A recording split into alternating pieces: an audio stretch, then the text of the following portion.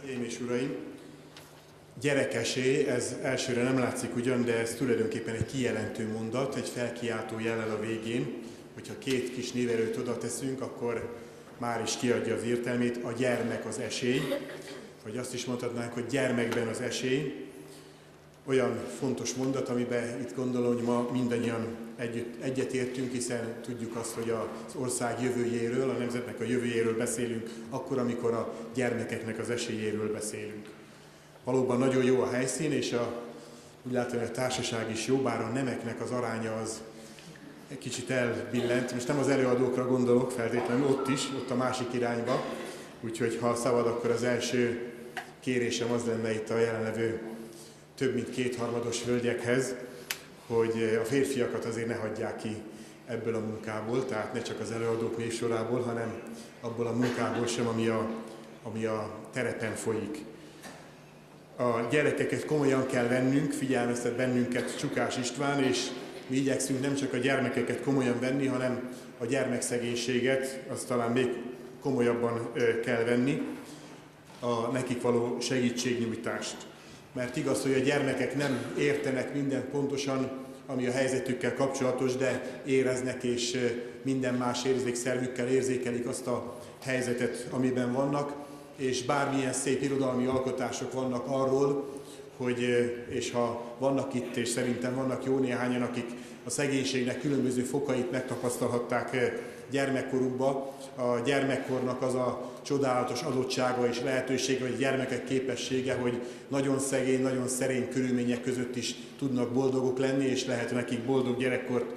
biztosítani, és ismerjük azt a hideg és szomorú környezetet, amit adott esetben nagyon jó körülmények között is át lehet élni, és még sincs boldog gyermekkor. De ez az adottság, ez a képesség, ez nem ment föl bennünket az alól, hogy mindent megtegyünk a gyermekeinkért, a gyermekszegénység ellen. Mert a szegénység az beszűkíti a világunkat, a környezet bizalmatlan lesz, a hátrányos helyzetű gyermekekkel szemben. Talán ez az első, amit a szegénységként érzékelnek a gyermekek, nem feltétlenül, hogy mi hiányzik, hanem hogy valahogy úgy tekint rájuk a környezetük olyan bizalmatlansággal, amit lehet, hogy nem értenek pontosan, de hogy szenvednek tőle, az egészen biztos, és aztán ebből következik az majd, hogy ők sem közelítenek bizalommal a világhoz, pedig a gyermek lételeme, a felfedezés és ez az előlegezett bizalom nélkül semmiképpen nem megy. Majd hallunk azokról a kutatásokról, itt vannak a szakemberek, amelyek azt mondják, hogy Magyarország éppen a gyermekek vonatkozásában van az egyik legnagyobb veszélyben, a gyermekszegénység az egyik legnagyobb veszély a jövőnkre.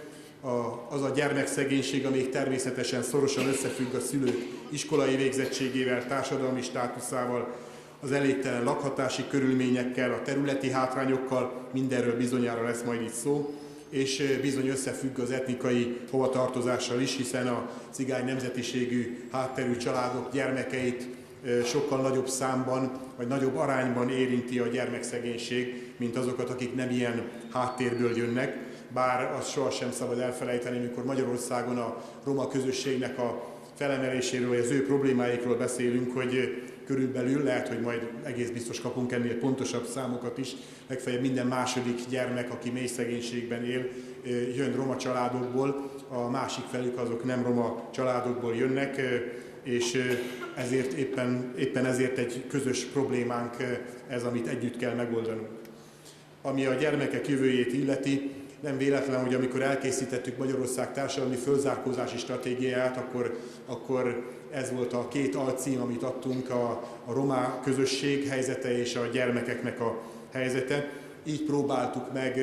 az Európai Unióban is egy olyan szintre emelni ezt a kérdést, ami világossá teszi azt, hogy nem egyszerűen egy belnemzeti problémáról van itt szó, hanem egy olyan általános problémáról egész Európában, megjegyzem Nyugat-Európában is, ami a perifériának és a középnek a viszonyáról szól, hogy akik a társadalom perifériáján vannak, azok egyre szegényebbek lesznek és egyre kilátástalanabb helyzetben vannak, és még a jóléti társadalmak sem képesek megteremteni és megerősíteni azokat a kiutakat, vagy én inkább azt mondanám bevezető utakat, ami a társadalom közepe felé, a nagyobb esélyek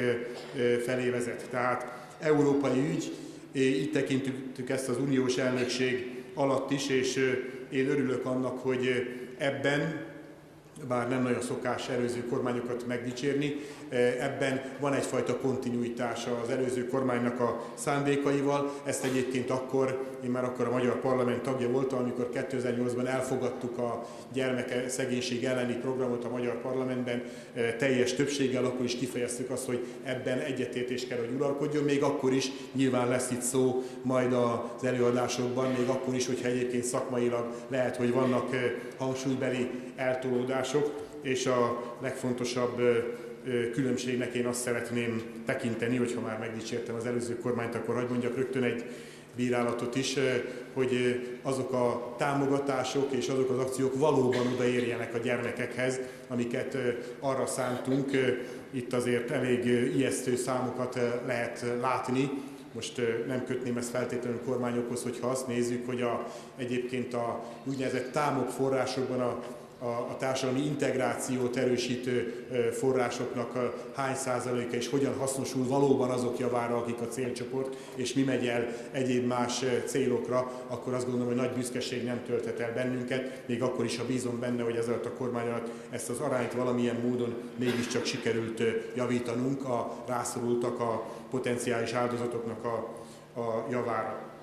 A stratégia megalkotása után, amelyik egyszerre gyermekszegénység elleni stratégia, roma stratégia és társadalmi fölzárkózási stratégia, valóban, hallottuk főigazgató úrtól, beszélhetünk komoly eredményekről, a 47 gyerekház egészen biztosan komoly eredmény, és 2015-re további 50 gyermekház kapcsolódik majd ehhez a programhoz, de úgy gondolom, hogy nem szabad megelégednünk ezzel a számmal. A kollégáim azt írták ide föl, de én, ha megengedik, rögtön egy vitatézist tennék ide, hogy újabb gyerekházakat kell létesítenünk az életút elvét követve, az iskolai előmenetel fordulópontjain átsegítő beavatkozásokkal. Ez egy pontos szakmai mondat.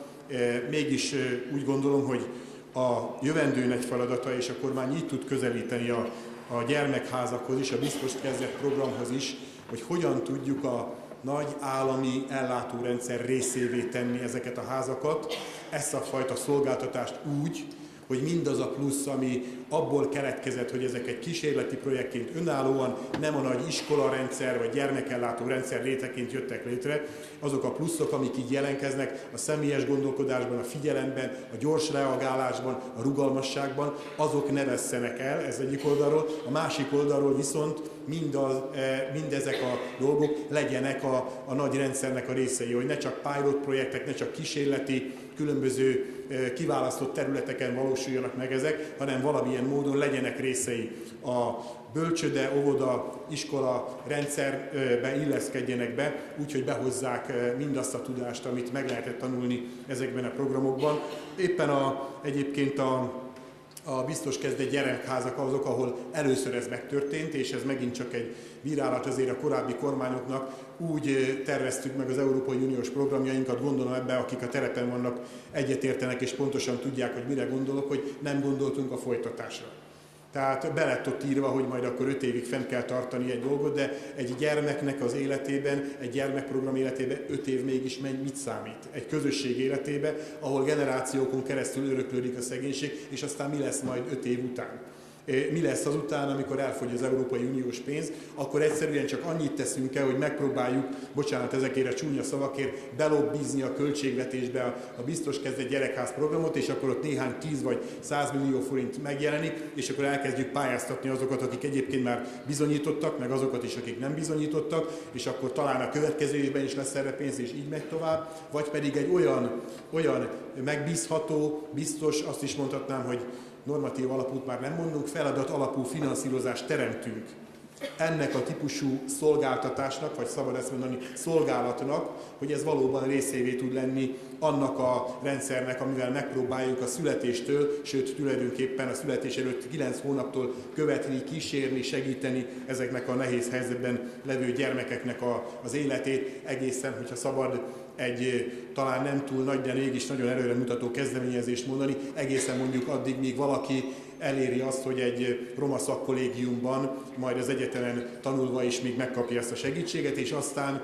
tagja lesz annak az új vagy első, mondjuk így, hogy roma középosztálynak, ami nélkül nincs egyébként fölemelkedés, és hogyha ebből a világból hozhatok egyetlen egy történetet, amikor az egyházakkal együttműködve létrehoztuk a roma szakkollégiumi hálózatot, akkor nagy vita volt arról, hogy ebbe csak romák jelentkezhetnek, vagy pedig jelentkezhetnek mások is, akik mély szegénységből jönnek, és egy nagyon izgalmas vitában magukkal, a roma szakkollégium hallgatóival, több mint 100 cigány fiatallal jutottunk el odáig, hogy arányszámokat alkottak ők maguk, hogy ők azt szeretnék, ha nem csak maguk lennének, ha nem csak rájuk fordítanánk a pénzt, hanem legalább 15-20%-ban jöhessenek olyanok is, akik nem roma származásúak, hogy már ezekben a szakkollégiumokban is az a fajta együttélés, ami nélkül Magyarországnak nincs jövője, azt gyakorolni lehessen. De hát az életnek ugye nem csak mélysége van, hanem van szélessége is, tehát nagyon fontos, hogy azok a beavatkozások, amik a biztos kezdett gyerekházakban megtörténnek, azok valóban az állam gondoskodásának, meg a szükségeknek a legszélesebb láncolatát öleljék át, és ezért az a komplex beavatkozás, amit megterveződött és ami megtörténik a biztos kezdett gyerekházakban, ez egy nagyon fontos jellemzője ezeknek a programoknak, és ha szabad még egy pozitívumot említeni, rögtön az elején, mikor elkezdtük ezeket a programokat részben megőrizni, részben átalakítani, tudtuk azt, hogyha egy tisztességes, megbízható indikátorrendszert nem fejlesztünk ki konkrétan ezekre a programokra, egyáltalán a gyermekszegénységgel kapcsolatban, akkor nem fogunk tudni azzal a populista, de sajnos sokszor nem alaptalan érvel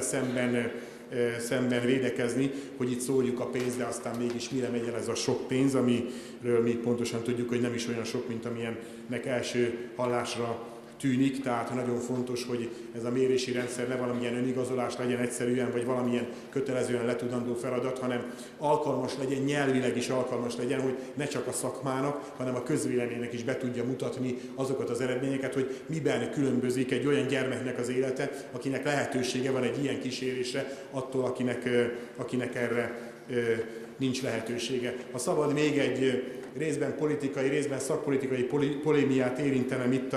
ebben a bevezetőben, akkor a kérdés ugye az együtt vagy a külön. A politikai paletta különböző részeiről ér el bennünket érdekes módon a baloldalról is, meg a szélsőséges oldalról is az, hogy hát ugye ezeket a gyerekeket inkább ki kéne emelni a családból, és mindenfajta otthonokba kellene őket elhelyezni, és akkor törnénk meg igazán a szegénységnek az ördögi körét, hiszen nem látják majd a negatív mintákat otthon. Én bízom benne, hogy önök, akik a terepen vannak, pontosan tudják, hogy családi háttér, a családi háttér motiválása, bevonása nélkül nem tudunk sikeres gyermekfelzárkóztatást támogatni, mert a családi háttér az nagyon fontos ebben az ügyben, és talán sikerül majd más körülményeket, meg más kiinduló pontokat teremteni gyermekeknek,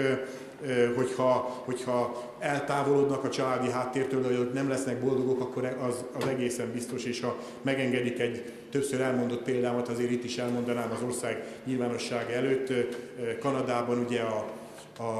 mondjuk így, hogy az őslakosság körében hasonló felzárkózási problémák vannak, mint Magyarországon, mind a roma, mind a nem roma magyar kisebbség, vagy mondjuk így egy szociális kisebbség esetében. Ott egy nagyon komoly programot indítottak a 60-as években, éppen az egyházak segítségével, ahol azt gondolták, hogy egy teljes generációt kiemelnek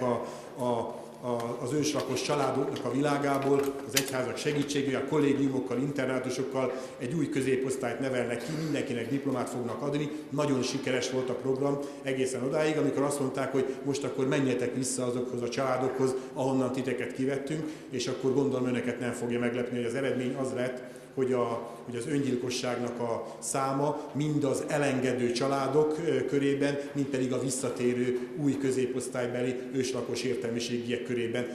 hatalmasan megnövekedett. Mert hogy ezt a krízist, ezt a szakadást sem az elengedők, sem a visszatérők nem tudták lelkileg földolgozni. Szerintem ez egy intőjel arra, hogy mi mindaddig, amíg csak lehetséges, megpróbáljuk a családokat együtt motiválni, együtt bevonni. Nyilván vannak olyan szélsőséges helyzetek, elég sok Magyarországon, amikor nem marad más, mint hogy kiemeljük a gyermekeket a családokból, de talán tudnak a magyar kormánynak arról a programjáról, és én bízom benne, hogy ez egy olyan konszenzus teremtő program, már elindult a nevelői szülői hálózatnak az a fajta képzése, mi azt szeretnénk, hogy 2014, nem csak szeretnénk, meg is fogjuk valósítani, 2014. január 1-től 0-tól 12 éves korig senki sem megy intézetbe.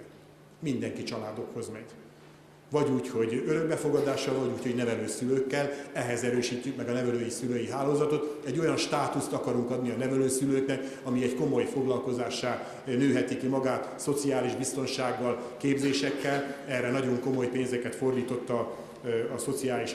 Államtitkárság, és azt ígérjük, hogy 2017-ig egyébként azokat a gyermekotthonokat, ahol 0-tól 12 éves korig vannak gyerekek, azokat föl fogjuk számolni. Részben a kimenő rendszerben, részben pedig úgy, hogy onnan is nevelő szülőkhöz, nevelő családokhoz fognak el menni a gyermekek, mert a családnak kell a középpontjának lenni ennek a nevelésnek. Tulajdonképpen a papír nélkül mindent elmondtam, amit szerettem volna mondani. Látva itt a jelenlevőket, meg az előadók névsorát, itt egy nagyon komoly tanácskozás lesz. Ha megbocsátanak, nekem el kell menni egy másik fontos megbeszélésre, ahol egyébként